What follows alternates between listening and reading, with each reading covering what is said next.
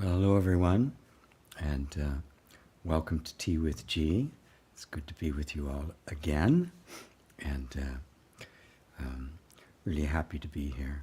This is my favorite thing to do, to make myself available to answer people's questions about the stuff that matters, the stuff that we care about. And it got me thinking about modern spirituality and the role it plays in people's lives and where it came from and the like.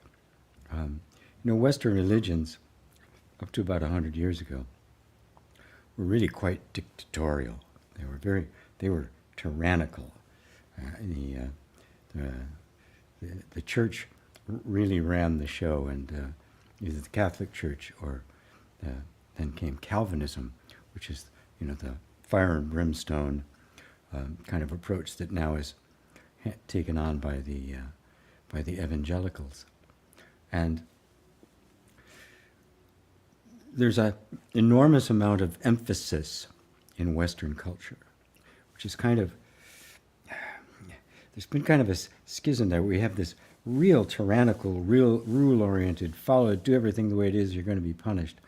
And then we've also got this very devil may care, lackadaisical approach where do your own thing and take care of yourself, which to me is actually a good sign. But it has gotten so emphasizing the individual that everything is the individual responsibility or the individual problem. Everything that happens is your own fault. And it's up to you to pull yourself up by the bootstraps and that sort of thing. Now you can contrast that with the Eastern culture, which is there's little emphasis on the individual. It's all an emphasis on the group, on the culture at large. It's your place within the society, even to the extreme in India where you have the caste system, which is beginning to fall apart. I'm glad to see. I see the same thing in South America with just such an emphasis on the family and groups and that sort of thing. That sense of individuality isn't important.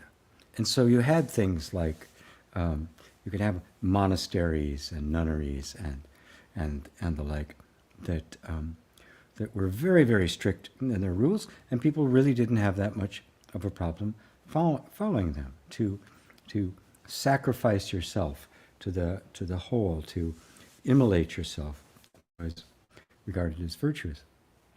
Now you have the religious traditions of the East, which are deeply mystical and deeply spiritual, coming into the West, which has this very dictatorial and tyrannical view, plus this incredible individual sense of individuality.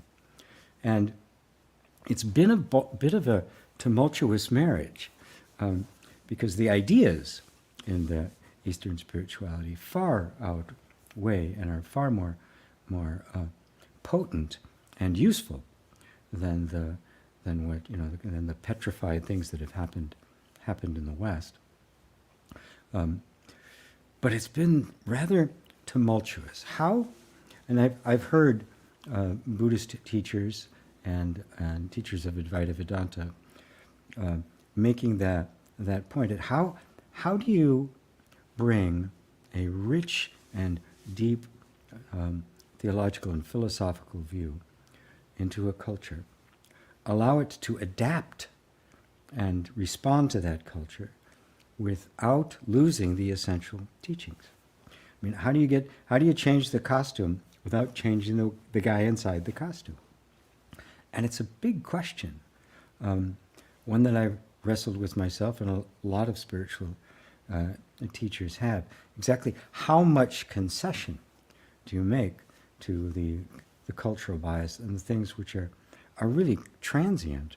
They're not deeply spiritual by nature. They're just cultural conventions, but are deeply ingrained in us, so that the pure message can get through. There's been many attempts that have just tried to doggedly hold on to the way things were which has had disastrous results, is continuing to have disastrous results. You can have others that just kind of lose all that sense of history and convention and end up becoming cults.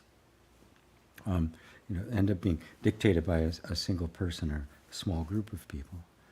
So how do you do it? How do we take deep spiritual principles and live them in everyday life?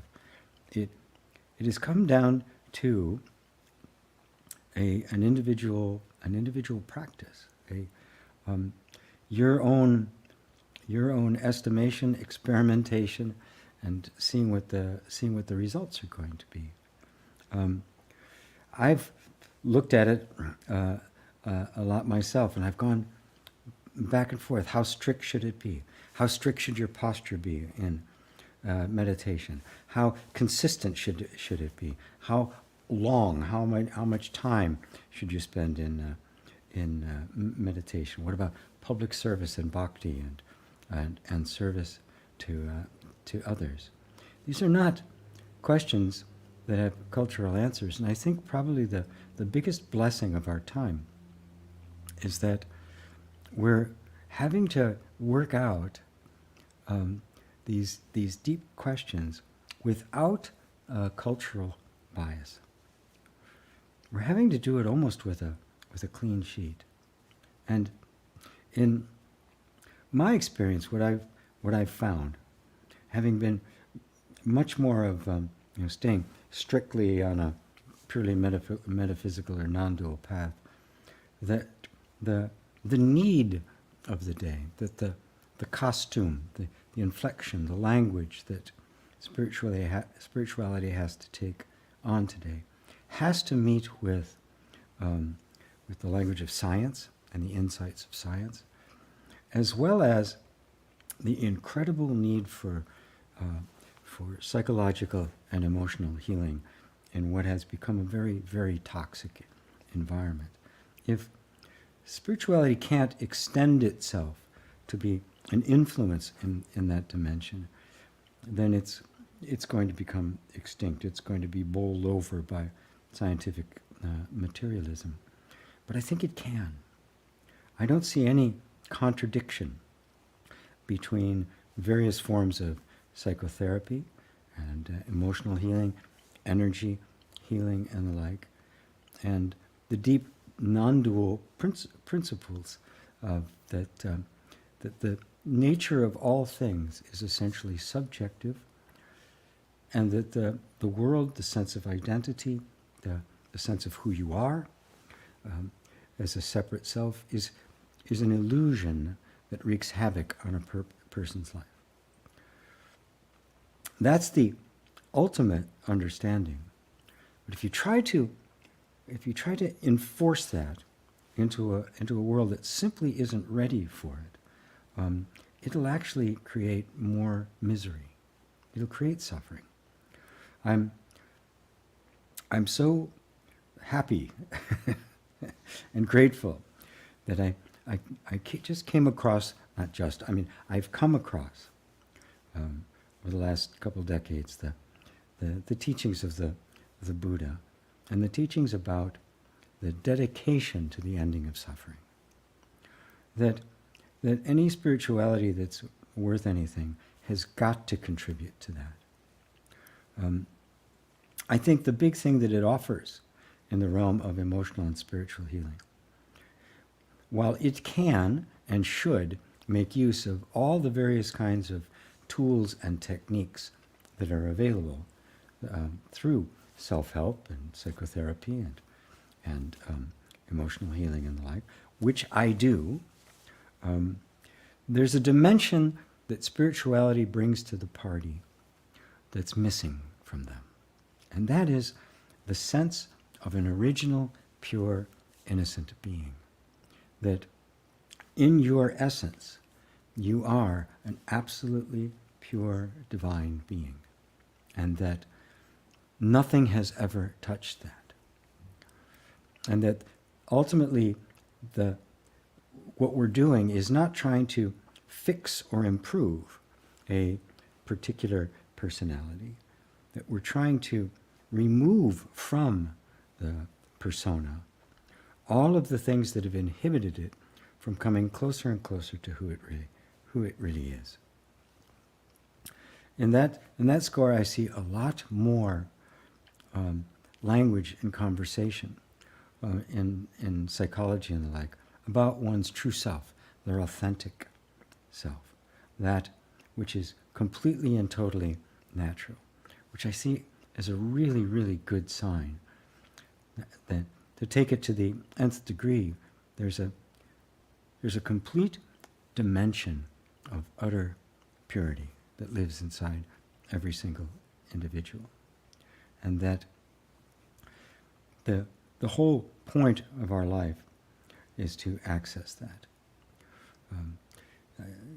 Due to all sorts of things, karma and conditioning and culture and all sorts of stuff, we lost touch with that is our essential nature, our pure being, our original innocence, and have been wandering through this land of ideas and concepts and very insubstantial views of ourselves that have created suffering.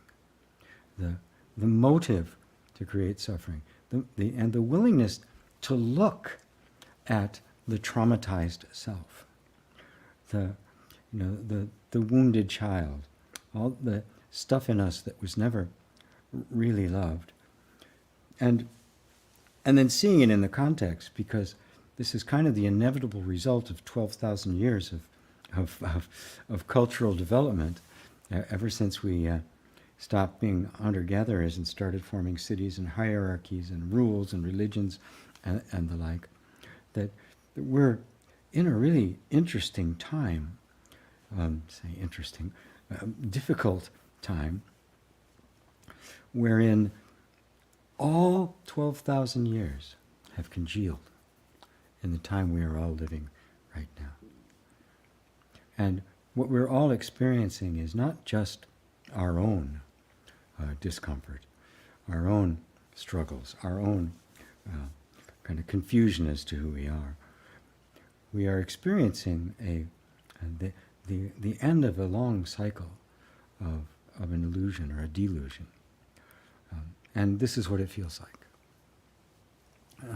And the truth of who you are, which appears in costume after costume after costume, and sometimes gets stuck in that costume and wants everybody to play up to that costume. The truth itself has never been diluted by any of it, and is infinitely available to absolutely everyone at all times.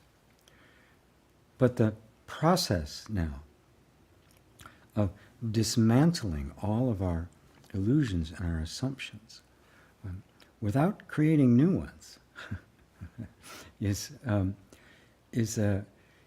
big challenge. And it's a strange thing to be born in this time. I shake my head, actually, going, why? Because this is the time. Right? And we all are going to play our part in it. Say, for this reason you were born. So remember, as you're working things out for yourself, both emotionally and psychologically and spiritually, you're not just doing it for yourself. You're really opening doors for everybody who comes after you. There's a reality to the fact that we are all interconnected. This is a reality we've forgotten. Part of that original sense of separation we all experience. We feel very disconnected from others. We feel very alienated, sometimes very lost and alone. But the truth remains that we're not. And so every single effort you make towards improvement, towards awakening, towards living more authentically who you really are, is making it that much easier for the next person to do. even dedicating your search for spiritual awakening is part of the deal. It's called, I think the term for it is bodhicitta, which means seeking enlightenment for the benefit of all beings. It's the regarded in Buddhism as the highest path you can follow. And Buddha himself, when he was still Siddhartha, went seeking not enlightenment, but the answer to human suffering. That's what was driving him. And I think if we can keep in touch with that very human need to alleviate the suffering of ourselves and others, that we cannot possibly get off the path. And if more and more of us had that sentiment within us, that prayer, the world would be transformed rather quickly, as it is being. So never underestimate the power of what you are, of the effort you are making towards your own health and healing, and any help that you can offer to anybody else, however slight it might seem, even if it's just being kind to the checkout person at the store who's been having a bad day. I heard a wonderful story about a woman who was, fortunately, she'd just gotten out of a retreat. And she was standing in line, and there was a woman in there was a couple women in front of them. And one of the women was just, she was going through everything. She was checking every price and everything, and the line's getting longer, right?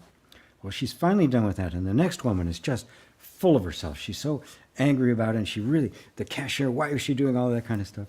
And this woman, who was fresh out of her retreat, comes because what had happened is the woman was going through all her things that I'm sorry, this is how it worked. The next woman brought a baby with her, and the cashier spent all sorts of time oogling and playing with the kid, while the line's getting longer and people are getting irritated. This is how it goes, right? And the person freshly on a retreat, off of a retreat, is getting irritated, as everybody is getting irritated. But fresh off of retreat, she came up to the woman and said, "Well, that was a very cute child." And the woman says, "Yes, that's my daughter. My mother takes care of her during the day because I have to work, and this is the only time I get to see her."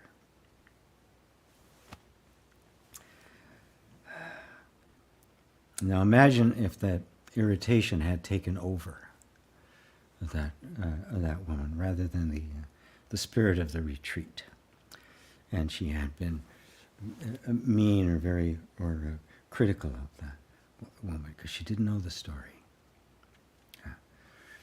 Everyone you meet, we don't know their story. We just don't know their story. So assume it's bad. Assume they had a horrible childhood. Assume they're barely getting by. Assume the worst. And so treat them the best. So on that note, and speaking of retreats, let me put this up here real quick while I take a sip of this. I have a retreat coming up. It's going to be next weekend. 2 days. About 3 days each. About 3 hours each. And it'll be like this, except it'll be on Zoom. So we can see each other. And there's 3 hours, or as long as it takes, for me to work with everybody over the 2 days. Because when I'm working with somebody in person, be it in a group or in a private session, I can really focus my attention. I can really see all the nuances, the gestures, the expression, the energy in somebody's face. And we can go back and forth, right? Probing deeper and deeper, really getting down to the heart of the things that are appear to be in the way of our spiritual awakening, or just a way of having a life that feels meaningful and useful to you. So really easy, omschool.ca/retreat, and you can register. So I hope you'll come join me. That's next week, Saturday and Sunday. So the floor is now open for any questions that you have on your heart. That's why I'm here. This is what I love to do. This is how I express bodhicitta in the world, is by making myself available to answer people's questions and to bring as much comfort and understanding as I possibly can. So, hello, Karen. Hello to you and Ava. There's Paula in England. There's Orange 3 Hill. Hi to you. There's Brent in LA. Robbie in Romania. Kuhlika. I love. There's Nawaf in Saudi Arabia. Wow, amazing. There's Patty Wood. Hello, Patty. Hello, Carl, who's in Ireland, if I remember. Playan, who's in Sweden. Love and light to you all. There's Hariom G, Hariom J. There's Dale in Powerful House of an Opener G. Oh, thank you. Thank you. Ava said, I registered earlier to retreat, found myself the proper link, but I do not have it on Thinkific, and I did not get any letter about my registration. Okay, I will check that out, Ava, after we're done here. There's Peggy in Kentucky. So, well, at least you got your payment confirmation. That's a good thing. Are there any questions? Does anybody have something on their heart they'd like to share? I'm here for the duration.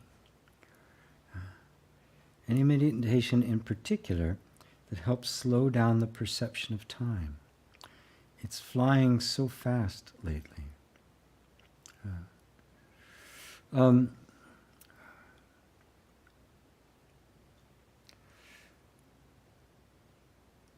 Well, there's not a meditation to try to slow down time. Because remember, time is a perception. What you want to shift is your perception of time. There is a sense of time passing very quickly. Now, which would lead me to kind of probe to see if there's a lot you have to do and you don't feel like you're getting it done. If you're multitasking, if you're really attached to something happening, but it's just not happening.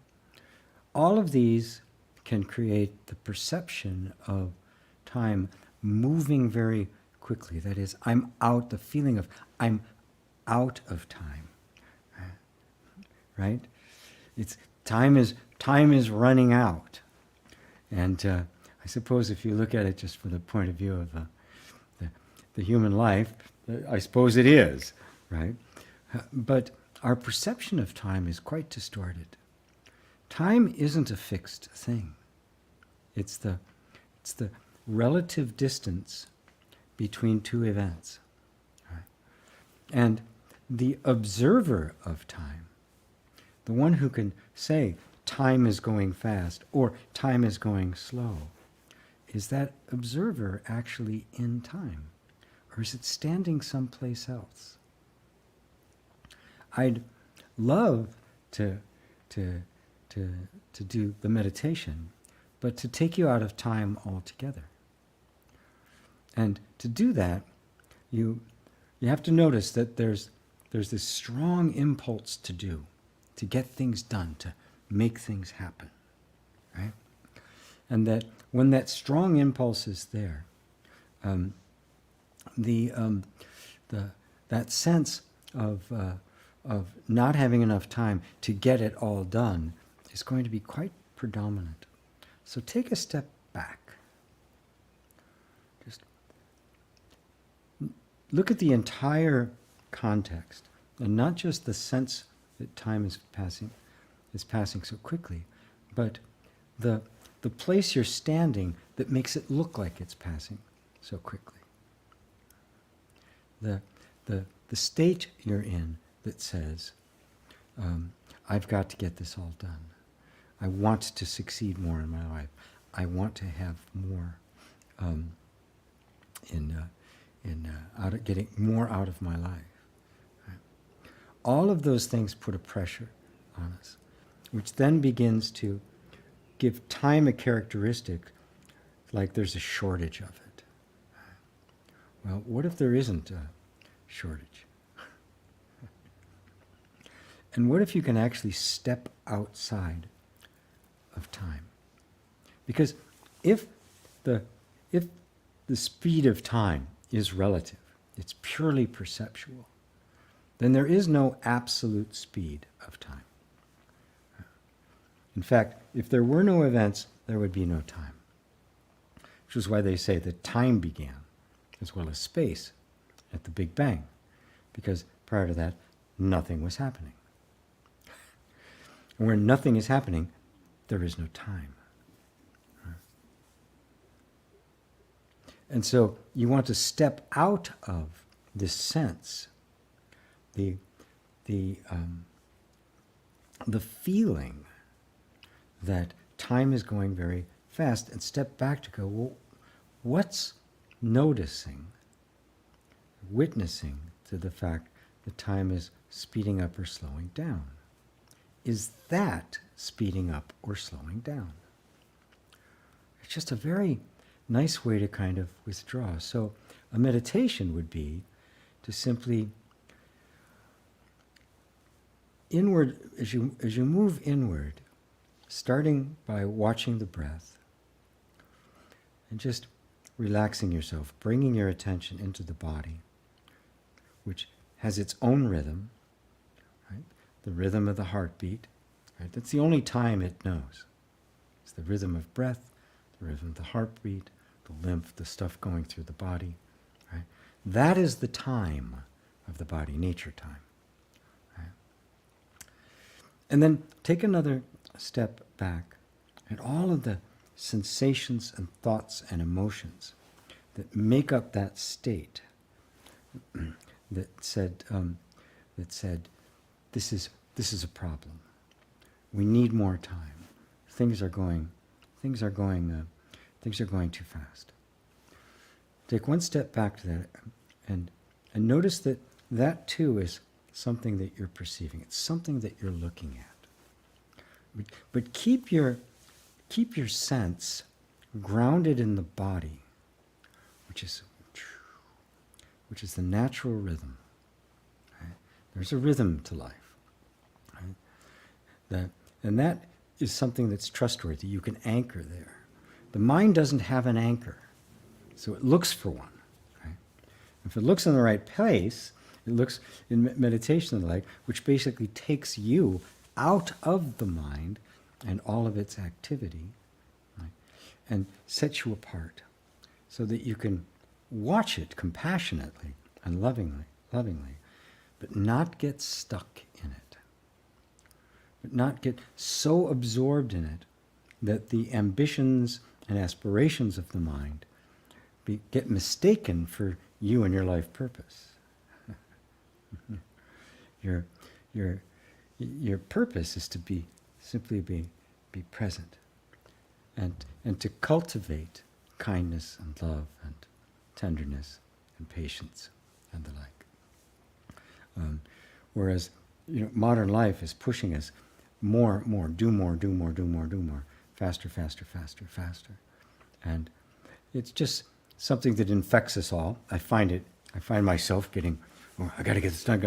It's like, wait, stop. Time out. Do I really have to get this done? Or is this just an energy that has built up unconsciously, that I have, that has kind of taken me over and made me go unconscious. So the meditation, I did a nice meditation at the meditation retreat I did last weekend. I've got a lot of meditations here on YouTube. You can do. I've just started putting them up on my new spirituality channel, which will focus just on these kinds of talks and meditations and not all the other stuff that I do. That can help get the distance, because the whole point of meditation is to bring you out of the turmoil, the momentum of the mind, and back into the place within yourself that is already calm and stable, and learn to retreat to this so often that it becomes the place you look for quite instinctively. Right? So you'll very quickly catch yourself getting caught up in the momentum and that fast-paced flow, and go, I'm there again. Take a step back. 3 deep breaths. Oftentimes, just taking a couple of deep breaths is enough to do it. Is that helpful, Dale? Now off, I have a question. How to learn spirituality? Is it from a book or from witnessing yourself through daily life situations? I want to make sure that I understand the fundamentals of spirituality. What a wonderful question.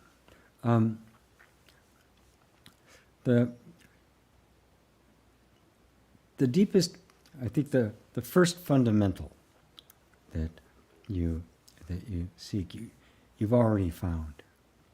And that is, there is this desire for something that you intuitively know is greater than just things the way they are. And now you know of this word, spirituality. And of course, it's a buffet out there, right, of all the different forms of spirituality that you can take. My approach is very simple. It's self-honoring, cultivating self-love for oneself, cultivating kindness and compassion for others, and then exploring the deeper question about who am I, other than how I've been thinking of myself. All the conditioned patterns, the reflexes, the concepts I've had of myself, the self-image that I hold. The foundation of spirituality is that none of that is who you really are. These are all conditioned responses and behaviors that have accumulated over your life, probably multiple lifetimes, that simply because we didn't know any better, we never scrutinized them. Is that truly who I am? Is that really true about me? And of course, every time you discover something, that isn't really true about me, you become closer to what is true about you. And you also automatically inspire compassion for others, because we're all in the same boat. This is the universal human experience. They call it suffering. And we suffer from believing, acting out, and embodying versions of ourselves that aren't actually true. So I really invite you to come to the retreat now, so that I could actually work with you a little bit more individually on this question. Learn a little bit more about your background and what you've looked into so far. Because, like I said, there's all sorts of different approaches to it. The best thing to do is to find a teacher that you resonate with, who is kind and compassionate, who does not demand anything from you, who doesn't hold on to you in any way, and whose message and presence you find an affinity for. The spirituality is best taught teacher to student. Books are great. Read the books by Ramana Maharshi, or I Am That from Nisargadatta Maharaj. Read some books on Buddhism, or some of the sutras. Very, very useful, very, very powerful. But it really does take kind of an elder brother or sister to kind of show you the pitfalls, because the mind is very clever, and we are so used to being this person we imagine ourselves to be, that even spiritual ideas get interpreted through that context, and oftentimes we miss it. We miss the actual meaning, whereas a teacher or competent friend, and they even refer to teachers as spiritual friends. I like that as a title better than teacher, actually. Can help you sort it out, so you get down to the meat of it, and don't get stuck in a cul-de-sac somewhere. Because, like I said, it's all sorts of different forms, and they all have their place, and everybody's on a different stage in their growth. And even the Buddha, the way he taught was really quite unique, in that he had all sorts of different ways of teaching, and different modes of teaching, and even different things that he would teach, and different practices he would give, depending on the state of the audience. There was his most advanced teachings, and there was the stuff that he gave to somebody who had no idea about anything at all. Very gentle, very and very appropriate. So hopefully that is a useful and guidance for your question. So thank you for that. I think I've only had one other person join from Saudi Arabia, so it's wonderful, wonderful to have you. Paula, even after meditating regularly for several years, I find myself getting really angry about a situation and going into a highly anxious state, which lasts about 24 hours. Today is peaceful. Well, congratulations. You're human. And this comes with the territory. Can you allow yourself to show a little compassion for yourself, a little tenderness? It took me a long time to be able to mess up big time and forgive myself, and to actually let things go. And even now, some things from the past come up, and I shudder and I go, okay, how can I find the compassion to let this go as well? Yeah. Everything we do because we went unconscious. Right? And today is peaceful. 24 hours later, the consciousness, the trigger released, the energy subsided, and consciousness was able to manifest itself again. But we really have to be respectful and honoring and wise to how deeply these triggers run in us, how deeply this condition settles. This is, I think, what I was talking about in the beginning, about the spirituality in our modern times, that the embracing of the human foibles, the embracing of our understanding of conditioning and triggers and programmed responses and traumatic events and complex PTSD and things like that, that understanding helps us open up compassion towards ourselves, to realize it is our conditioned self that reacted. And it was only the fact that there's a part of us that has yet to have been fully embraced and loved out into the light that trigger can persist. Now when the trigger goes off, the spiritual approach, the quote-unquote spiritual approach may be, oh, I got angry again, what's wrong with me? I've got to double down and meditate even harder, and maybe after 30 years I'll be able to meditate through. But that's the dictatorial version of it. Just grit and let it go. That's an attempt to perfect the imperfectible human being. It's an attempt to make a better ego. Egos get better with compassion and tenderness and patience. Because the ego is nothing other than that false sense of self that has all sorts of protective mechanisms built around it. And something happened that pushed one of the buttons on those defense mechanisms. The mechanism went off, and you had no choice but to go with it. And then, when it calms down, the very same mechanism, which is now kind of appropriated spiritual language and the like, starts criticizing you and judging you for having done it. And so look at that, after all this time meditating, and you haven't learned a damn thing. What a waste of time you are. I can just hear the voice going off about it. You go, oh, that's what happened. The nervous system sensed a threat. Some part of me was threatened.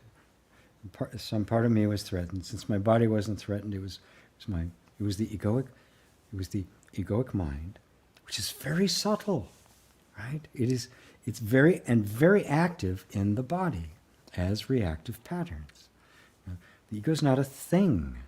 It is a sense of identity that's grown out of a whole bunch of unconscious, conditioned patterns. And if you push a button that hasn't been pushed in a while, boom, it's going to go off. Now the good news is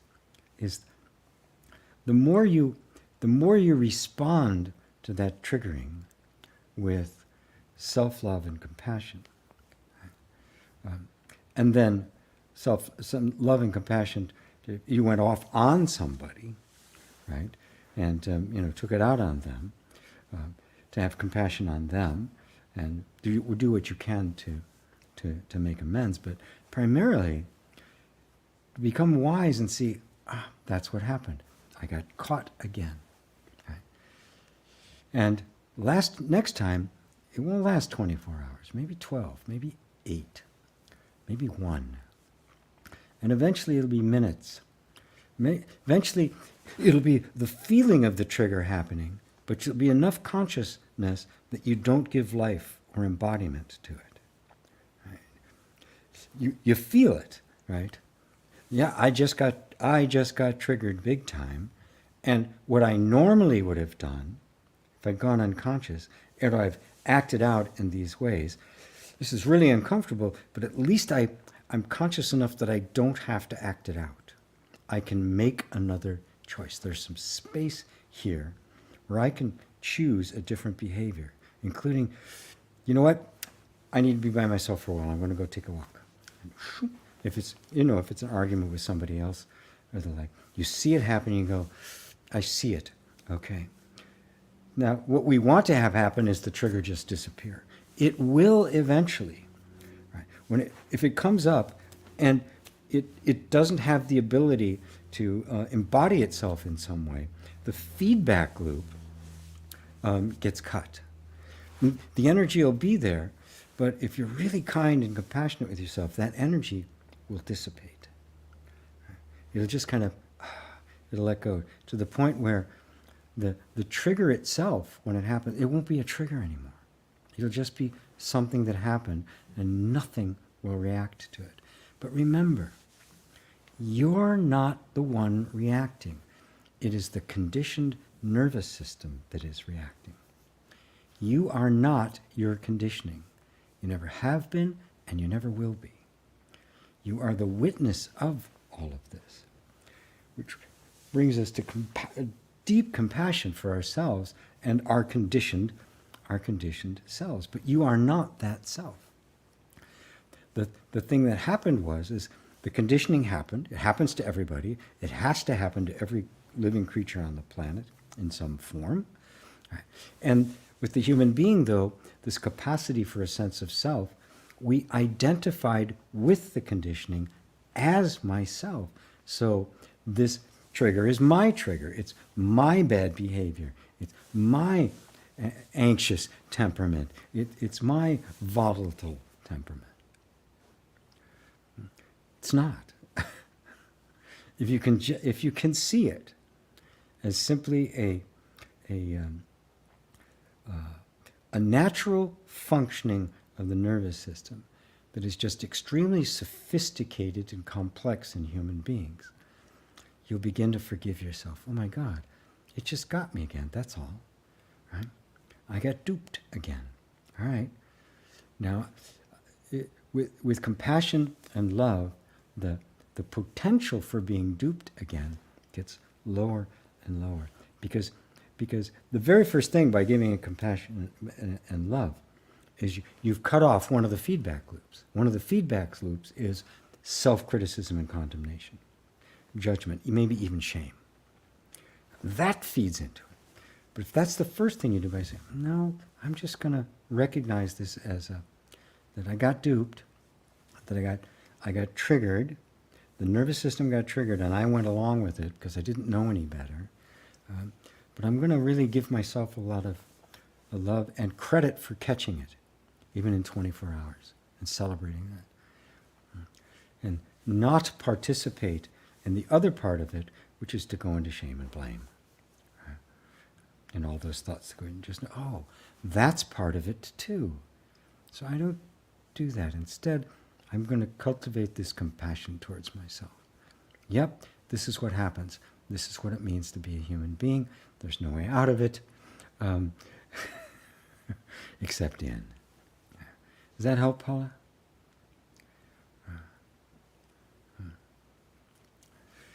Tabi, how does fear disguise as invitation from the love? How to deal with mental clinging,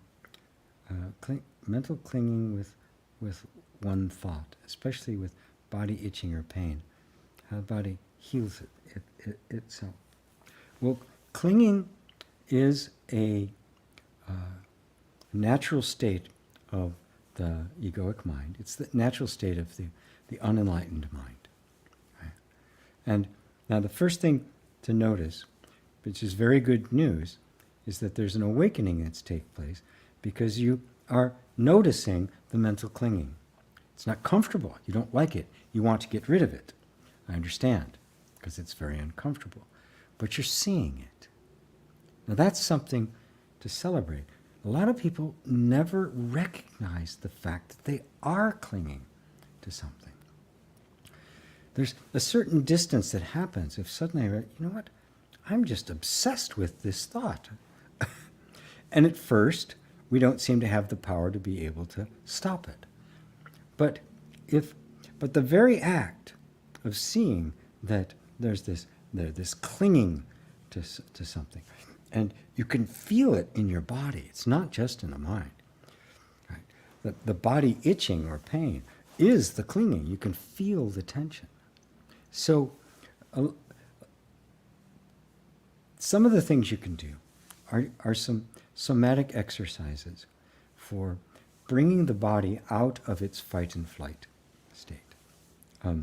Diaphragmatic breathing. Putting one hand on your chest and another on your diaphragm. And making your belly go in and out. Breathing in through your nose. Then breathing out slowly through your mouth. When you breathe in, the heart speeds up. When you breathe out, the heart slows down. So extend the out breath. And do that to make sure you're breathing from the diaphragm, because we tend to, when we get really tense or in fight or flight, it tends to start our chest muscles to try to do it, but they weren't really designed to do that. This was designed to work the muscles. It worked the lungs. Lungs aren't muscles. Right? And so this is how you start the process of opening up the space for the body to heal itself, because it's always some kind of a disruption in the natural flow of energy that the body is trying to compensate for. Now, I always have to point out with physical conditions that people should have this checked out by a physician. Go to your doctor and tell him what's going on, and if he prescribes something for it, I always say, just take it. Follow the doctor's instructions. I'm not a doctor, and I can't advise on such things. I can advise on mental clinging. I can advise on doing things to help the body get back into a state that is much more conducive to healing, because it's not conducive to healing when you're in the fight or flight mode. Another thing you can do, it takes a little bit longer, is just do a progressive relaxation. So you sit with your feet on the floor, right, very calmly, or lying down if you're wide awake, right, or lying down, and starting at your toes, just move each part of the body, and then just relax it. And you'll find some will jump right back into tension. Just do it again. And if it keeps coming back, just move on to the next body part. Just kind of go gradually. Take 10 minutes or so. Not even that long, you don't have to. But if you have the time, give it 10 minutes to just kind of move up through your ankles, your calves, all the way up to your head, right? And then just notice the general tone, the general character of the body. If you've got time, do it again, right? There's a lot of tension we carry in our jaw and our mouth. Just relax the jaw, relax the face muscles. Because there's a real, when the mind is clinging on to something, you can't ignore the state the body is in. Sometimes the clinging is purely the separate sense of self that is holding on to something. But most of the time, there's a physiological thing going on as well, because the mind and body are one thing. They're not two things. Right? It's not the mind up here and the body down there. This is one interconnected whole. And so, as you put more and more attention in the body, the mind getting less and less attention will have no choice but to kind of go offline for a bit. So the more attention you can give to the sensations in your body, the better off you are. And something like a full body scan like that, diaphragmatic breathing, all of these convey a sense of safety. They cue the nervous system to get out of the sympathetic response, the fight-flight, and back into the parasympathetic response, which is rest and refresh. These are very natural states the body gets into, but because of the active way our minds work, we can tend to get ourselves into these states when there really isn't anything to be frightened of, to run away from, or to fight with. And of course, these conditions can be there because of childhood traumas and wounds and various things that have happened that have kind of made it almost a permanent condition.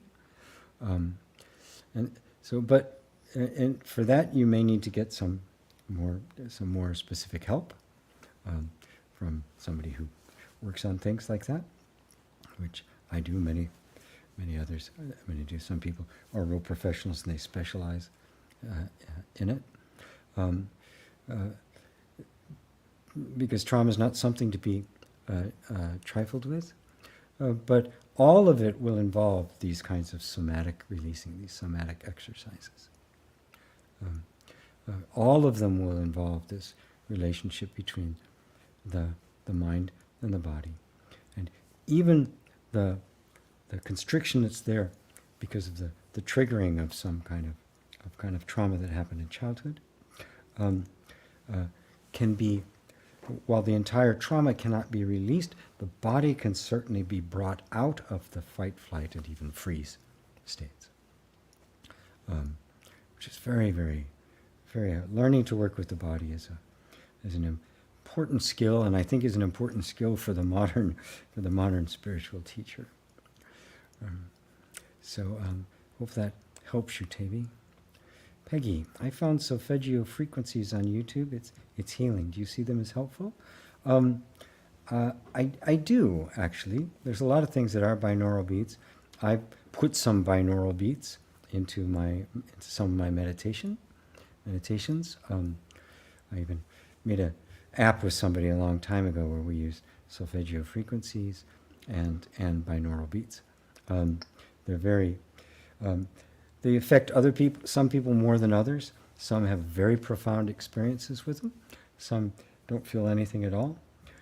I feel a little bit. I don't have that big profound experiences with it. But again, it's a somatic way. It's a way of reaching the body, of using our intelligence and our consciousness to influence the states of the body, which is essential for getting us out of our very constricted state, which is just epidemic these days in the world. Which is why I find absolutely no contradiction between that and the deepest kind of spiritual teaching. And if it works for you, by all means, continue to do it. These are the kind of things I always recommend. You make things into a practice. Do things with some regularity. The nervous system loves regimen.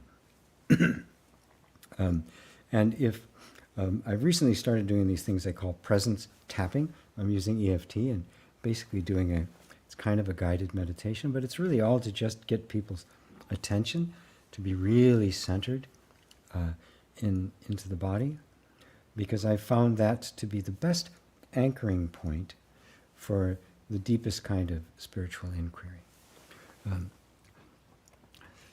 Because the non-dual inquiry, self-inquiry, is not easy. You start, when you start to meditate and just really beginning to focus your attention on the sense I am and nothing else, all sorts of stuff starts coming in. So we're distracted by all sorts of things, and feelings coming up in our body. It's not the time to just kind of double down and try to concentrate more.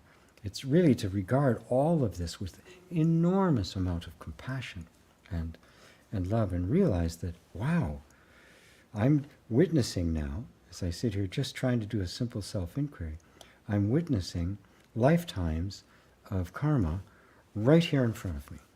Because that's what it is. The conditioning of this life is, I mean, it's just karma on a bigger scale. That's all that it is just all of these accumulated habits and beliefs and ideas and behaviors and response mechanisms and unconscious things that have culminated in this momentum of all the stuff that feels resistant to our practice.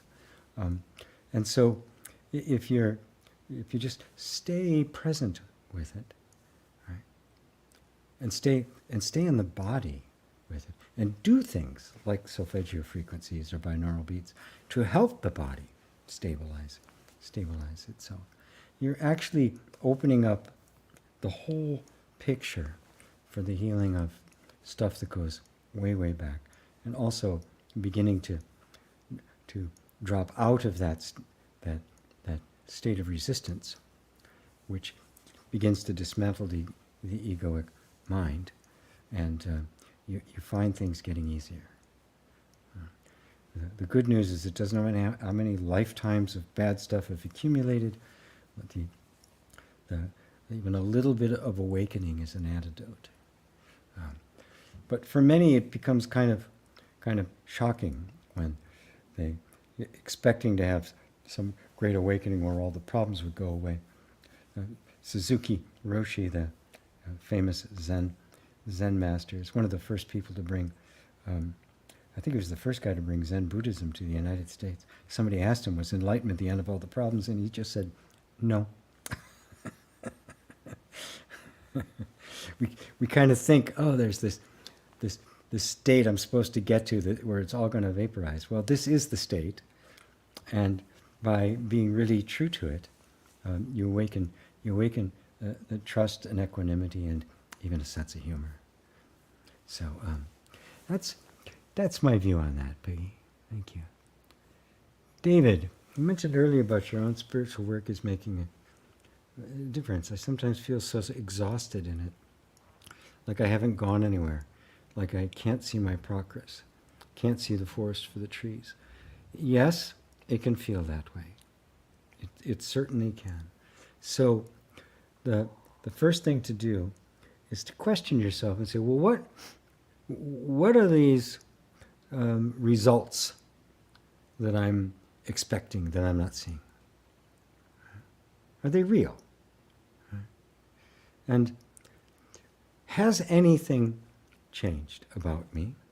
Anything at all? In the tiniest degree, since I've started this spiritual works, this spiritual path.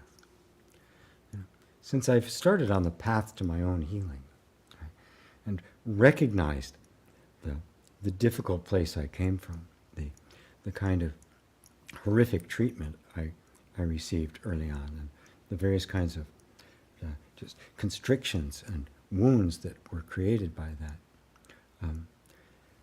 Have I made any is anything about that better? Well, how about the fact that you see it, and that you're not completely stuck in it anymore, that you see a way out? Just a little bit of honoring that is a good start. And then ask yourself, well, what is I'm expecting? Well, I'm looking for this big ta-da, and I'm through, and everything's going to be rosy and the like. Or, but what have I actually received? Am I kinder? Even sometimes more kind, even to myself, every now and then. Do I have moments of relief? Do I have moments where it does feel like I've made somewhere? And then, yeah, the cloud comes and says you haven't gotten anywhere. And then you say, well, compared to what? Compared to where I was 10 years ago, 20 years ago, where I was when I was young, when I was in the thick of it? Yeah, I have. And then, a word nobody wants me to use, patience.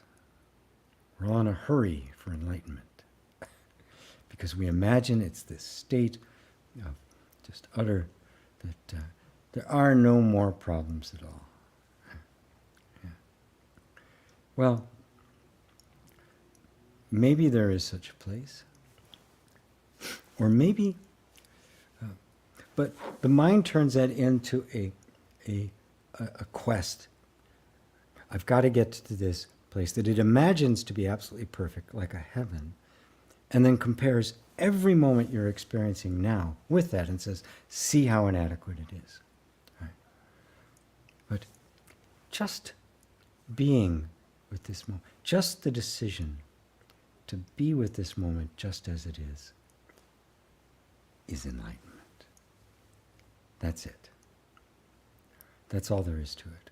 It's how we engage with this moment that is the whole crux of the matter. Forget the future and forget the past. Right now, it's all you got. Right? Doesn't matter if you have thousands of years of karma. Right? How are you going to unravel all that karma? One moment at a time, right here, right now. How do I show up right this moment? Can I bring out more compassion in this moment? Right? And if not, can I just be kind to the next person I see? No matter what they do. Just make up my mind, I'm going to be kind to the next person I see, no matter what. And then, even if you fail, just, yes, but I set that in intention. What a high intention. Wow, just imagine if the whole world did that. Something that simple. Just the intention, even if you fail at it. Right? Like the lady who, fresh off a retreat, who chose not to give voice to irritation. And what a gift. What a gift she received. Just even that. Folks, don't go looking for the big things. Look for the little things. Look for the tiny little things. The little places in our lives where we can embody that perfect love. In any form that we can. And if any form of love you express is perfect love, however humble and small it might be. So, hopefully that helps, David. Paula said, I couldn't calm myself down and developed some physical symptoms which are very unhealthy for me. Raised by bipolar, yeah, and pounding heart rate. Plus I confronted the people in an angry way. So much for peace, right? Well, the meditation is a tool in the toolbox. It's an opening. Its whole point is to establish a loving, open, very human relationship with ourselves and all of our foibles. Right? And yeah, when anger comes up like that, if there's previous kind of conditioning, trauma and that sort of thing, the body's going to go into that state. And it's going to go in strong. And it's going to want to hold on to it. And so it holds on to it for 24 hours. And it's going to want to confront. It's going to want to fight. Right? That's the fight-flight mechanism. If you can't run away, it's going to want to fight. For some people, running away is the first option. For others, fighting. There are people who they're angry. They get angry about everything. Fighting is always their first option. Fighting or bullying or intimidation. Right? And so you got triggered into this other state. Now that's not, and that doesn't mean you're a bad meditator. Doesn't mean you've done this wrong. Right? It means that there's a deep, deep need for us to be even more loving and compassionate and tender and patient with ourselves. This stuff does not just disappear. It just doesn't disappear. It comes up, and it comes up, and it comes up, and it comes up, and it keeps coming up until it doesn't come up anymore. And that's simply the way it works. If we will surrender to our natural human lives, we will have gone a great distance. There's something about the way spirituality has been taught, is that, like so much of self-help and personal development, it's an attempt to dominate and force-feed our natural human reactions and inclinations. Force it to be something else. Right? You can't force the cat to bark. You can't do it. You always have to work with the energy of human life as it is, according to its nature. You can't make a dog do something that's contrary to its nature. You simply can't do it. You can't make it dig a hole, live underground, or live up in a tree. You can't do it. Every form of existence, every form life takes, has a particular nature and character. The human is no different. It has a particular form that we need to love, respect, and harmonize with. Treat it well. And so when these things happen, and we get overwhelmed, to go to the spiritual platitude that my meditation has done me no good after all this period of time, is just more of the same. It's pouring salt into the wound, right? And this is what the mind does. The human mind, the egoic mind, is very judgmental. Right? It's very critical of self and everybody else. There was a time when self-judgment served a useful purpose. If you're a child and you can't please your parents, right, it doesn't matter what you do. There's an instinct within the child that thinks there must be something I can do. And so it develops this habit of constantly monitoring and correcting its own behavior to try to conform to what the parents want. And one of the tools it uses that is when some natural inclination comes out, which they inevitably will, it uses self-criticism and judgment to try to suppress it, push it back in and suppress it. And so it was a strategy that the nervous system, without the mind's consent, developed in order to keep itself in line, to keep itself within this box, so that it would remain safe and get its needs met. Because there's nothing more threatening to the child than thinking that the parents don't want them or are going to abandon them. They'll do anything that the parents want them to do in order to guarantee that. And so they will become absolutely anyone. And in order to become this other person, we have to completely suppress, abandon, throw into the basement our natural inclinations, the natural functioning of your particular body-mind. Now, the awakening comes, right, as something that is truly outside of that. We don't recognize it as such, but it's actually coming from outside of of all these conditioned patterns and the conditioned sense of self, which brings one into meditating and spiritual practices and the like, guides there. But of course, this is still active. It's got all sorts of expectations of what it's going to bring me and how it's going to work and how, all the benefits and how my life is going to be better, which it will be, right? Which I'm sure it already is in so many ways. But we can't ignore these very deep triggers that live inside of us, these very deep feelings of this pattern developed very early on to keep you safe, which still believes that if any part of my my natural original being comes out into the light to be seen, I'm going to get hurt, maybe even killed. And so it's very, very adamant to hold on to that position. And so the process of this self-recognition, the recognizing of the conditioning that's happening, and the cultivation of this in meditation over a period of time eases it. It does eventually bring it to a close, but it's not going to happen automatically.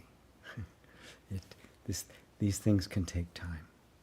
Yes, we've all heard the stories about the people who have the spontaneous awakenings, but we have no idea what happened in their past lives. We have no idea what it was that led up to that moment.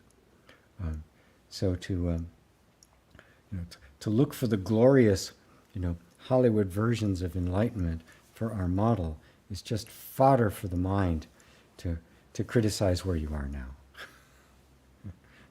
Much better to just accept this moment as it comes. Because if you accept it as it comes, you're a Buddha.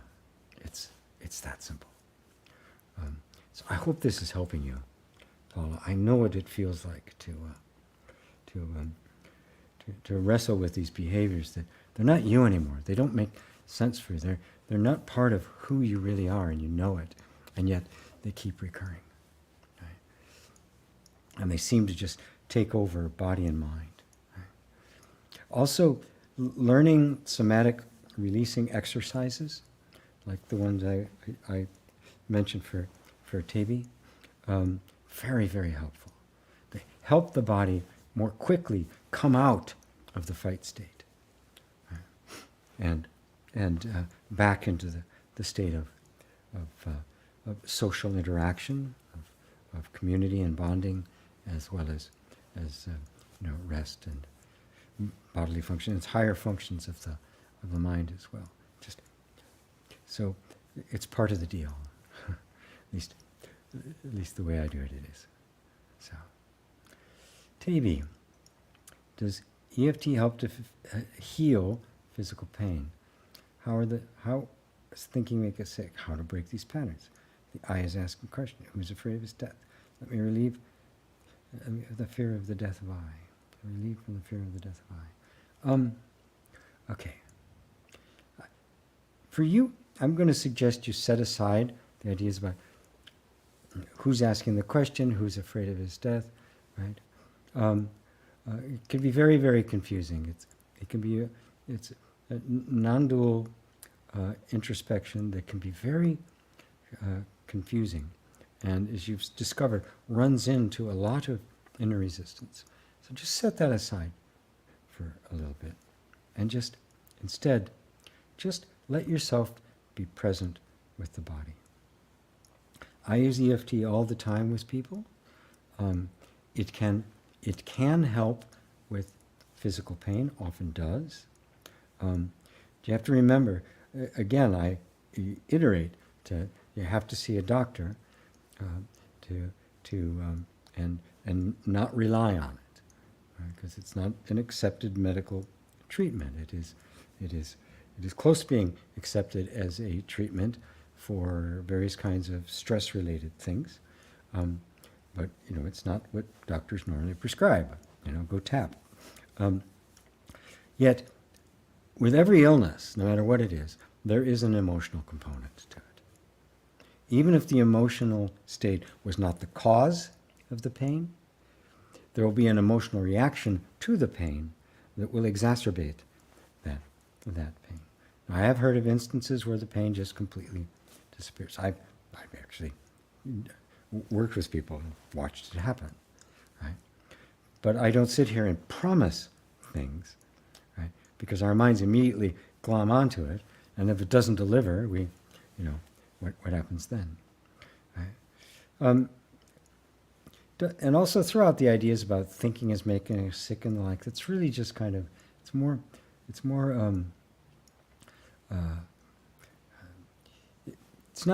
it's not really how it works. There's this dynamic between the emotions and the mind, and the emotions came first. We felt emotions long before we could think.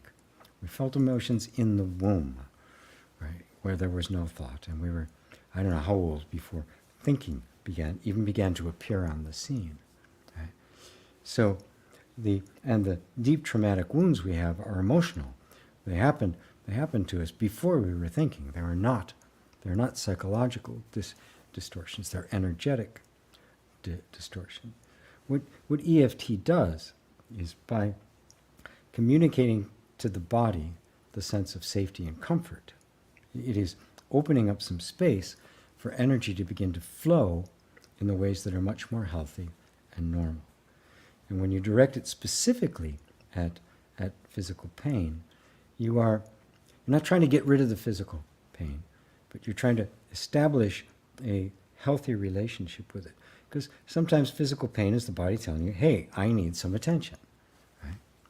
Other times it is emotional, it is energetic, and the body is fine. You go to the doctor and the doctor says there's absolutely nothing wrong with you. Well, then you know it's all energetic and emotional. Right? And at that point, it can be completely dealt with using EFT. and some other techniques, some other energy healing techniques as well. But I always want to be really clear about the way I explain that.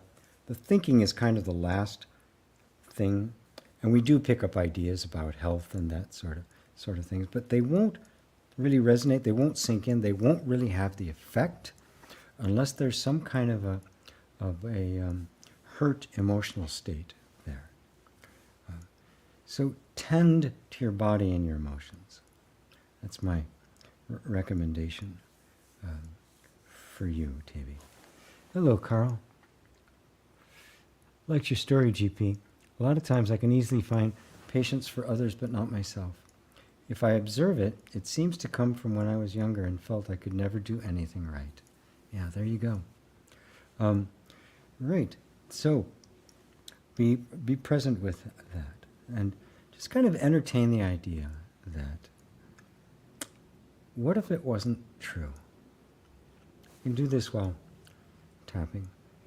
I'm going to do a presence tapping video using that. Almost doing presence tapping all the time now because I don't ask people to say what I'm saying, except occasionally, sometimes. So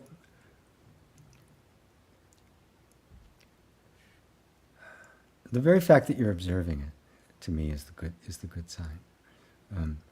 It can feel very sticky, right? When these can come up and, oh, right, I was treated as if I could never do anything right. I felt like I could never do anything right. And my nervous system came to assume I could never do anything right. And therefore, it made all sorts of behaviors to compensate for that, right? Including beat myself up, force myself, push myself harder, not have any patience or compassion towards myself. Get it right, get it right, get it right. And the more desperate it felt, the more under the gun you felt. Like if I didn't get it right, I was really going to get hurt big time. The more desperate it felt, the deeper this assumption gets welded in there, so that it assumes it's not like I just felt like it. Your nervous system says it's true. I cannot do anything right. This is my truth. Now, if you deal with it like that this part deep inside of you that feels I can't ever do anything right, you can begin to bring that out into the open. And just even saying it. Oftentimes when I'll tap with people, I'll start by just voicing something like this. And I'll go, yeah, I can never do anything right. Never could, never will. And I'll go off on that for a while, just really voicing it and emphasizing it, right? So that you come clean. It's like the whole truth is out there. The very thing that it's been trying to hide, right? Because it assumes this to be true. If I can't do anything right, I'm going to die. And so it creates all sorts of behaviors to cover it up, to bury it, to make it look like everything's okay, to do everything it can to try to do things right, to avoid things where it's not going to, it's certain it's not going to be able to do anything right. In other words, restrict your life down to a place where there's the minimum amount of opportunity for you to do something wrong. That's what it'll do. Right? And depending on how extreme it is, it'll be reflected in how constricted your life is. So just by starting by admitting it, right, putting it right out there, yep, I can't do anything right. Ta-da! There it is. Front page of the New York Times. Everybody in the world can see it. I can stop hiding now. Right? There's a relief just in that. Just letting it out there. You don't have to hide it anymore. Right? Then you can begin to ask the question, well, what if that's not really true? I assumed it was true. I lived my whole life as if it were true. I developed all these behaviors and a personality based on the assumption that it was true. So with that assumption, my life is going to look like this. What if it wasn't true? What if I just couldn't do anything right for them? And then you'll find yourself noticing other places in your life where you had done things right? Even had some successes. Things will start to open up, right? And that dogged sense will begin to relax a little bit. But you can't do it until you fully voice it and acknowledge it and agree with it. Right? You can't fight it. When you fight these things, they dig in their heels. They're used to fighting. They've been fighting and defending this territory your whole life. They know how to defend it. And they're defended against anything you can throw at it. I don't know how clever or self-help or spiritually it is. It's defended against it. Nothing gets to it except this unbridled, unchained acceptance. Just, I accept it. All right. I can't do anything right. All right. I accept it.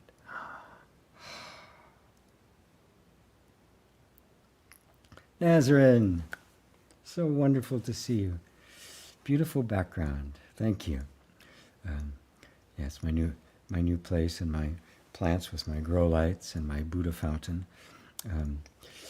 Someone told me to start giving back to community. I don't know how to go about doing it.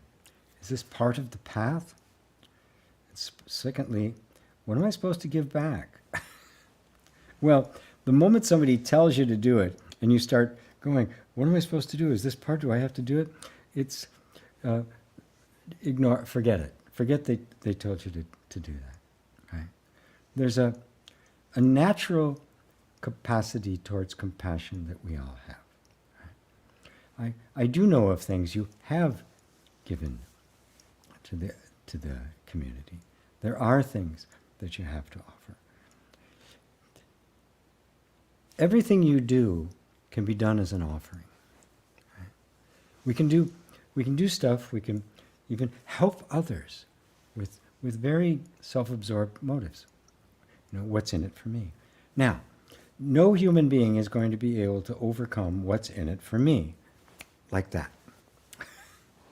It's always going to be a mix, right? And so we can say, well, can I just consciously, intentionally dedicate my work, my art, in your case, art, to the benefit of all beings? Can I just really hope that what I make right now is going to bring joy, inspiration, and healing to whoever sees it? Will open their heart, open their eyes, open their minds. Just the communication of heart to heart. Doesn't even have to be a theme like that in the image or whatever it is you're creating itself. Just the intention to speak heart to heart. I mean, that to me is the essence of art anyway. It's the perceptions and feelings and depth of the artist just embodied in this thing, that if I have feelings in a heart, I'll get to communicate with them about. And of course, the joy in life is the communication. It is the community. So don't fret about how to go about doing it. Yes, it's a part of the path. Right? And now, the moment somebody hears that, they go, "Oh, God, what have I got to do? I got to volunteer somewhere. I've got to donate some stuff."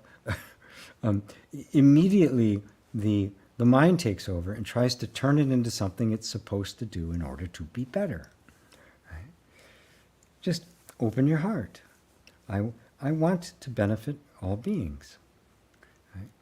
Even dedicating one's search for enlightenment is for the benefit of all beings. That's the Mahayana, the great vehicle, the essence of the character of the Bodhisattva, and that which animated the Buddha. He went seeking the solution for all beings, not just for himself. And what a donation he made to the community, huh? What did he give back? He did. And so it's simply a matter of consecrating your life as it is, just bringing a higher dimension to it than it had yesterday, a higher heart commitment. Saying, is there something I can give today? Is there something? So whatever I do today, can I consecrate it? Can I dedicate it to the benefit of all beings? And that's all you have to do. The rest will unfold all by itself. I mean, the path always is here. It always starts here. So it's not to try to do something out here I got to serve the community. My guess is that the person who told you that, that's their idea of it. You know, it's kind of this thing you're supposed to do to be a good person or a good Christian or whatever. But it starts here with a consecration of your own life. What's the point of my life? Well, for me, the point of life is kindness, in serving others in any way that I possibly can, through whatever comes naturally to me, whatever I can do, right? To dedicate it to the benefit of all beings. Right? That's serving all humanity. Right? Even your spirituality is that then. Right? The idea to the bodhisattva vow, where I'm not going to see nirvana until all beings are coming with me. Right? It's just such a beautiful dedication to the benefit of every human being, so that everything becomes consecrated with that. That spirit will, because you are an artist, that spirit will get into the painting of the sculpture or the drawing, whatever it is you're doing. So good to see you. Yeah, always. Peggy, pay close attention to whatever trigger response from you. Yep, it's the spot where an ancient pain is buried. Yep, you just pay attention to it. It can come across as angry and even vile and ugly, right? But that's just the defensive mechanism, trying to protect the wounded spot. That's all. That's the scar tissue, trying to keep you from feeling that pain. If you realize that, you very naturally turn towards yourself with compassion. Nativlo, hey G, Dale here. Sorry, I've missed so many lives. Sundays, I'm here though. So good. Glad to have you. Yay. There's Roberto. Loved the theme today. Oh, thank you, Roberto. Paula said, thank you so much, GP. I really value your perspective. Thank you, Paula. Very sweet. I'm glad it helped. Brent, hi G. When I dream about my mom, is her essence only really there as an appearance in my mind? What she was is not here anymore, so it's just a reflection of her in my mind, like a thought.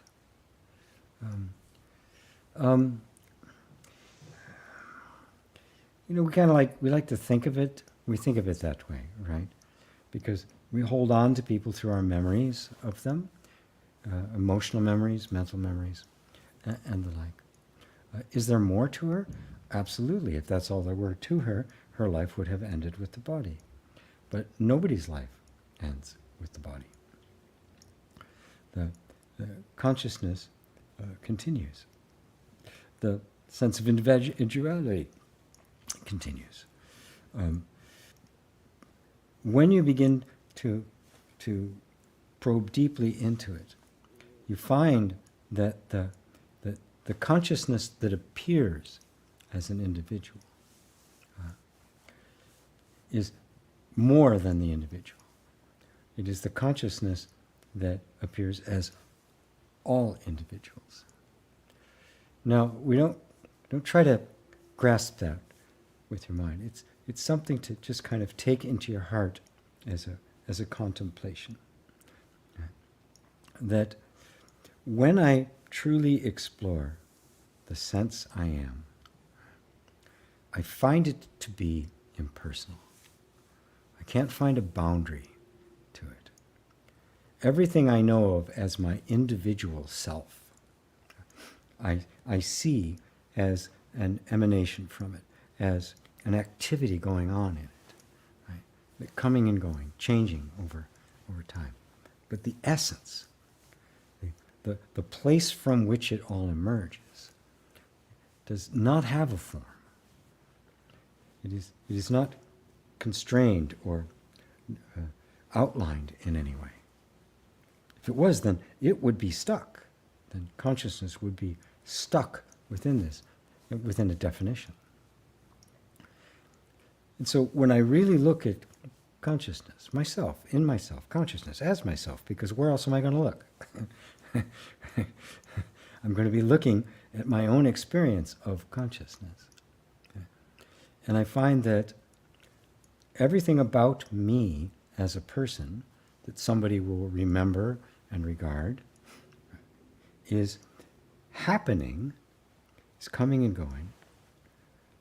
It is expressive of a particular individuality, but it's more expressive of the very nature of this boundless, I can only call it a consciousness or awareness. It doesn't matter what name you give it. It's this boundless, dimensionless thing that's not a thing. Because everything else I see appearing, coming and going, this doesn't come and go. And it has no definition. It has no boundary. And yet, somehow, it is the essence of everything I know of as myself, everything I know of as Brent, everything you know of as your mom. That's the essence. And of course it remains. It didn't have a beginning. It doesn't have an end. It has nothing to do with space and time. Right? All of which are part and parcel to the appearance and disappearance of objects and forms. But these objects and forms, in their individuality, draw their nature from this boundless, formless consciousness that is reality. Everything emerges from that, and its infinite nature allows it to have no form. Yet it manifests itself through individualized form. And so your mom's essence is very much intact. Yeah?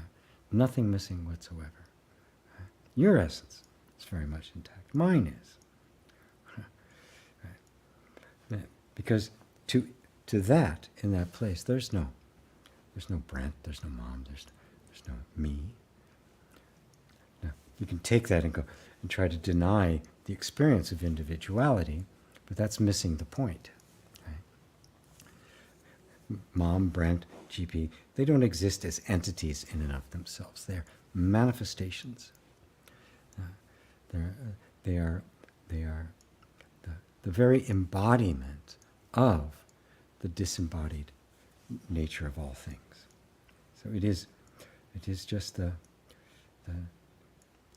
true consciousness is the body of truth, you might say, or the truth body. It is what is, which is the potential for every form that appears. If it wasn't, a form could not appear. A form cannot appear if there's not a potential for it. Therefore, the form exists in a nascent state. It exists as that essence, which is the only thing that does exist. That is, what actually is. Everything else is an appearance of that, which gives life and form and presence and I amness to everything. So everything, the computer you're looking at this on, right, is that. Is that. Every form you experience is that. That is its essence. And the only reason the computer could appear is because that existed as pure potential within the infinite realm. And there's no limit to it. There's no limit to where it can go.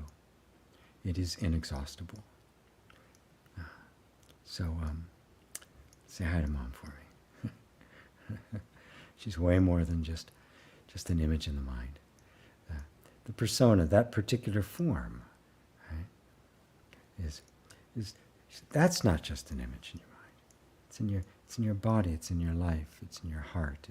It's in you, because in essence you're one. We are countless faces on a single soul. So, thank you, Brent. TB, thank you, GP. The exercise helped.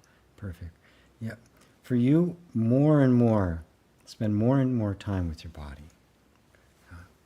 You need to get it out of its states. The non-dual language and the like can wait. You need to get to a state where there's some emotional clarity and space.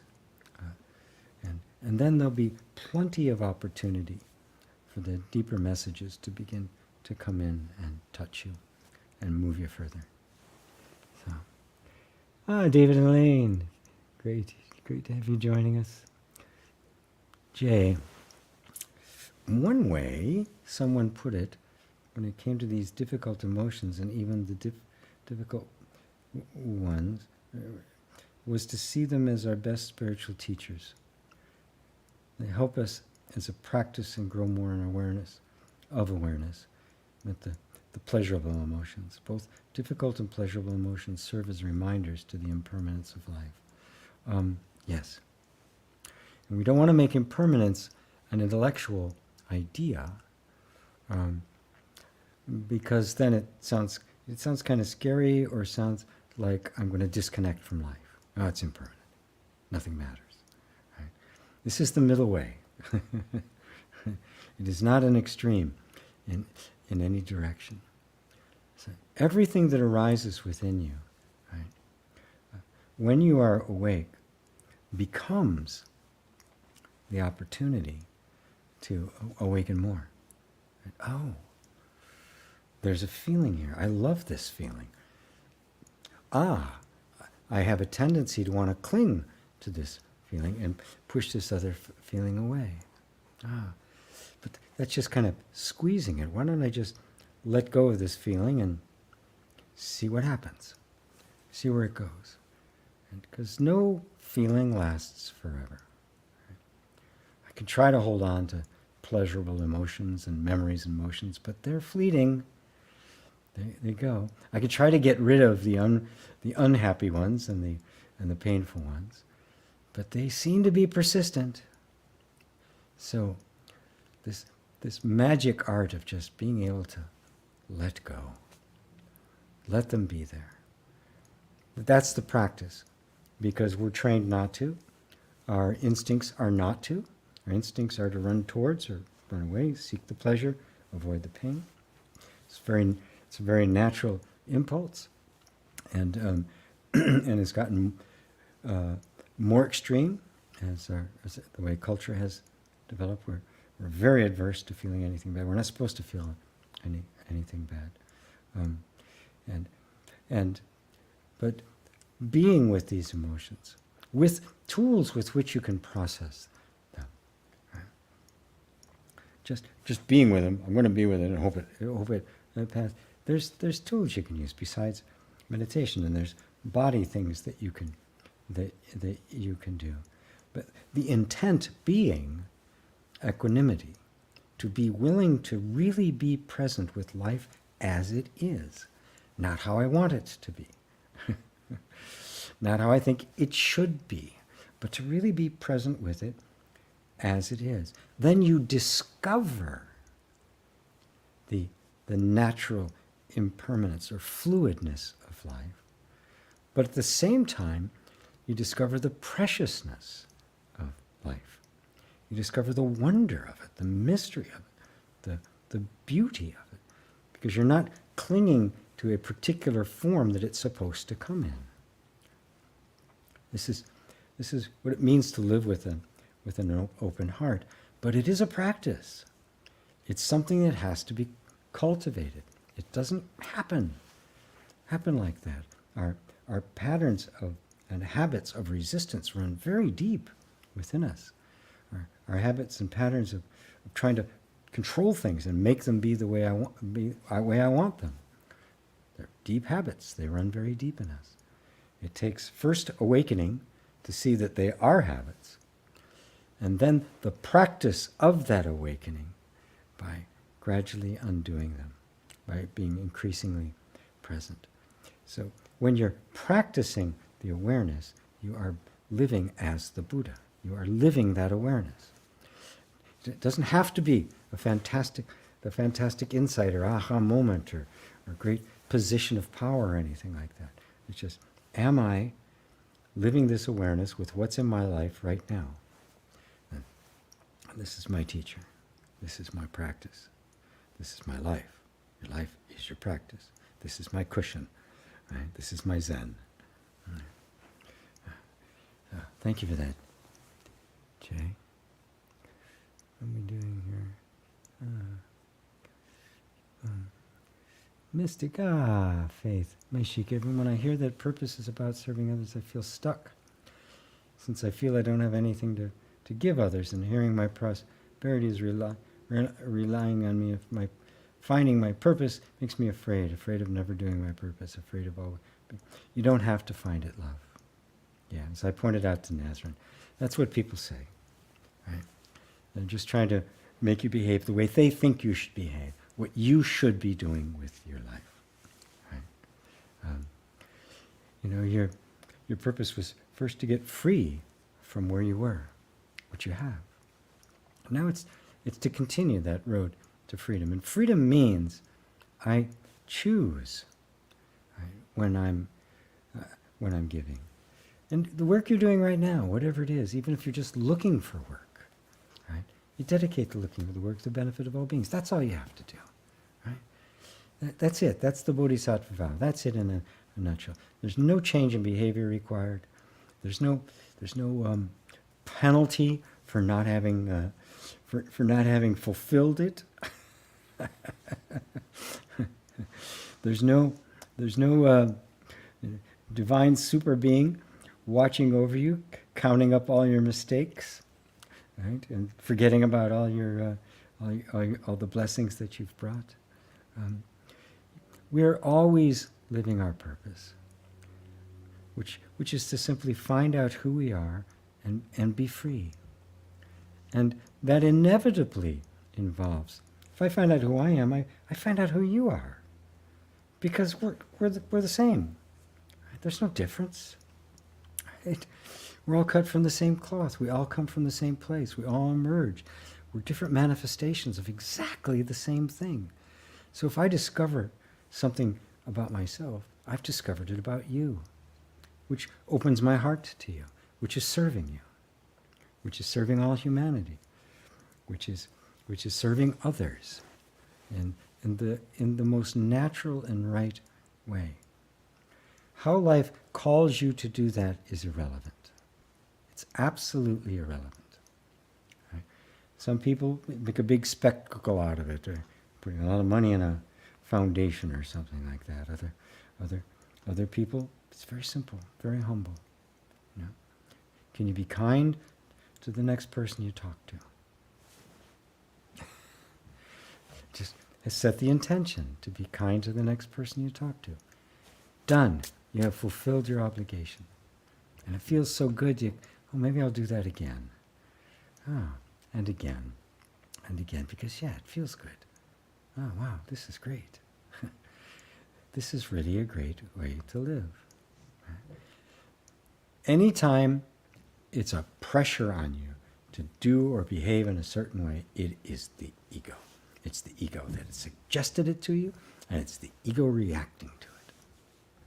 The ego is all about pressure and demands and behavior and doing things the way you're supposed to do and lining everything up and always behaving. That's the ego. That's not the self. That's not the genuine love, which loves every little thing that you do, which accepts, receives everything you do. Even the things that are worst motivated, it accepts. The most selfish things we've ever done, it accepts that. Right? That's the nature, this nature of the pure, infinite, divine love. Everything is acceptable. I accept you, period, just as you are. You need change nothing. Do nothing different. Find your purpose, don't find your purpose, I don't care. Love.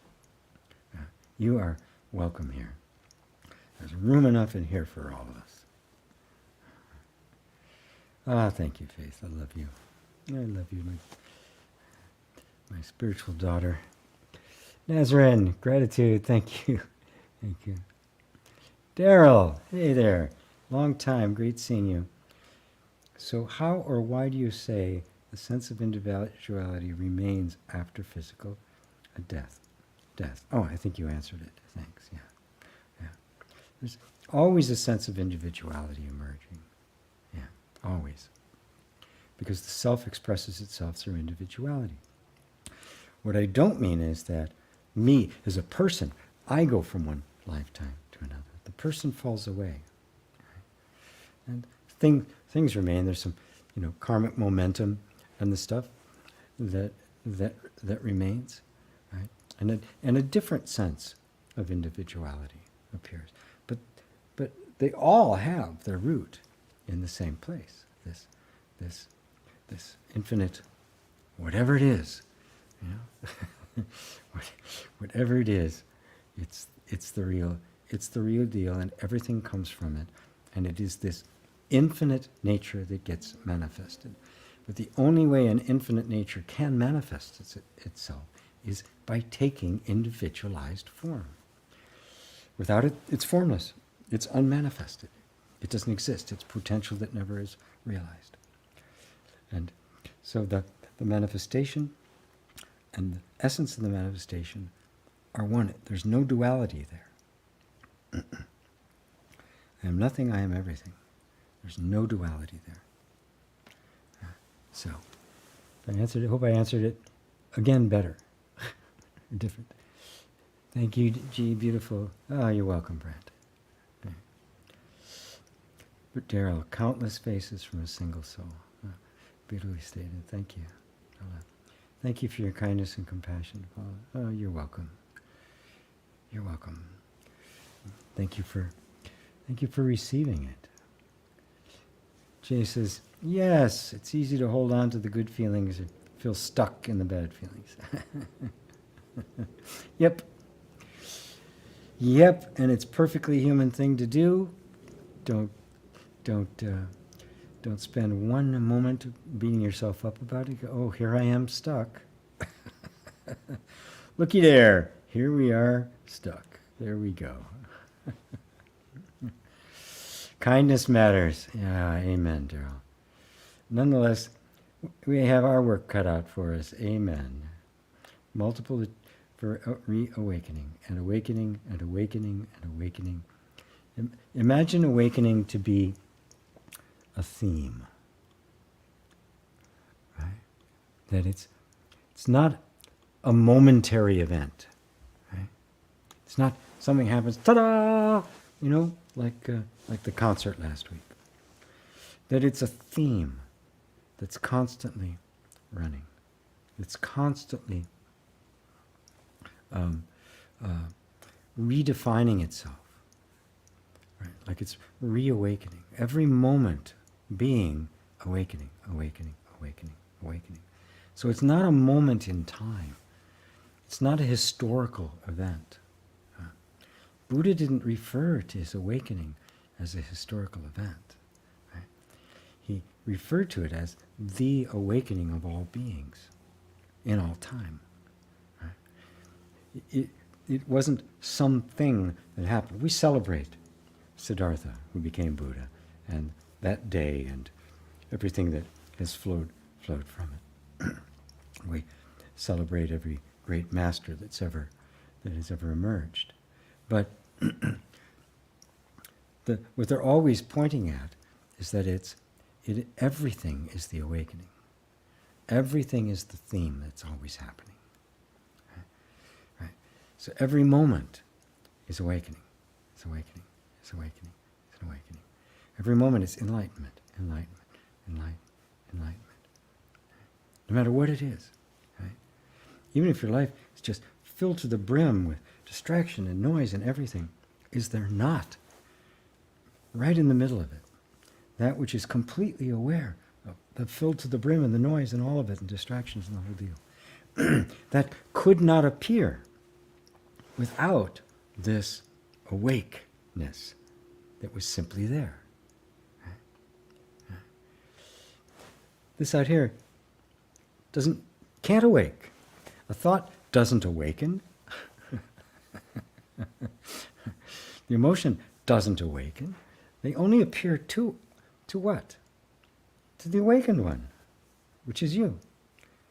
And we're just learning that awakened one is there all the time. It's been witnessing this whole thing the whole time. But the sense of I am this or that, is being redeemed and brought back to its source, which is the awakened one, which is what Buddha means, the awakened one. Right? Being brought back to the awakened one, which is your true being, your true nature, the true source, that from which the I itself emerges. So, on that note, there's the link. Join me on the retreat. I look forward to seeing all of you, as in person as Zoom gets, but so I can actually talk to you and interact and see the faces and looks on the faces of everybody that I get to see. So please join me. And if for any reason you really can't afford it, just let me know. Send it. Do I have an email here somewhere in the banner that you can send to? No, I don't, but just send it to support. Same link, omschool.ca, but send it to support. And I'm happy to do my best to try to accommodate those who, for whatever reason, just can't even come up with the amount that I'm asking. So, all right, everybody. I will see you all next week. All of you, or see you at the retreat next week on Saturday. So until then, all my love to you.